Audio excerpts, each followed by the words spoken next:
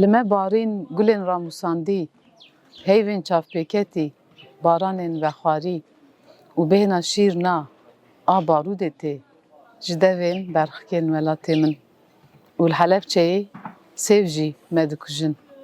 Mizgîn Ronak helbestkara Kurd. Piştî 30 salên zindanê 2 sal berê azad bû. Beriya Mizgîn azad bibe, helbestên wê ji nav 4 dîwarên zindanê firiyan û weka kevokan li 4 aliyê welatê wê danî. Xeyidên pisîkên çîrokan û toza reş darên spî jî reş kir. Destegulekê dayînin ser çarenûsa bê fanos. Çi dûrin stûnên şarezorê û goristanên kardoxan tijî kul û keserin û miriyên kardoxan hişyarin. Bi ser zindiyan ve dinalin.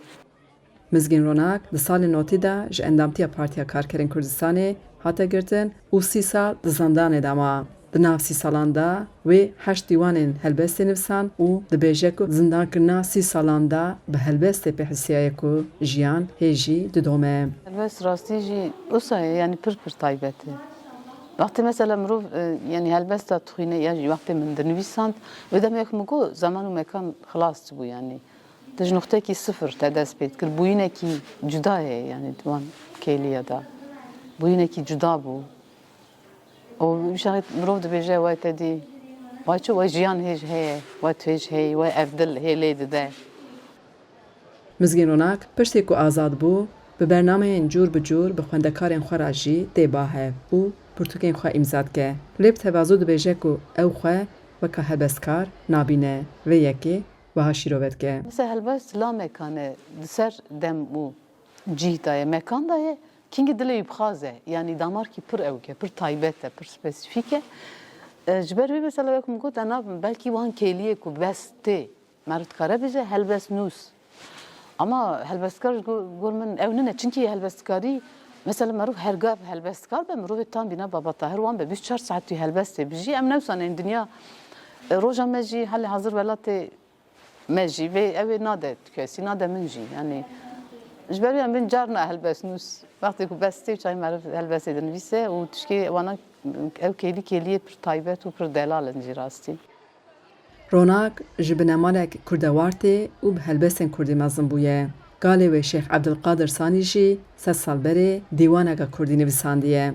Kalê bavê min yani Şêx Ebdulqadir Sanî ew jî helbest nûsekî ye. Vê rojê bi dîwana xwe awî jî danîbû ser mezelê wî yani ev gundê licê ji ber wî sahibekî mira min hîs kiriye ku ez merhebakî didimê.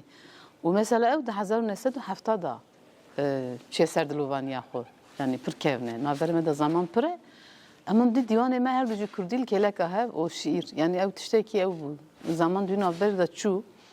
Bavê wê ji licê dayika wê ji Mûşê ye. Ji aliyê bav helbest û ji aliyê dê jî dengbêjî û Kurdî hezî zêde li pêş bûye. Mala ku mirov tê dinyayê wî derdorê bajar û gund derûniya endamên malê pir girîng e yani.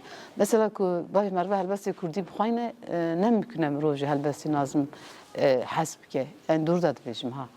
Ne mümkün e mirov bixwaze bibe yekî Tirkî hez. Yani duyulda şerme mesela. Yani beri her tiştî jî ser koka xwe mezin ew xas yani tişkî sade û pir xezayî.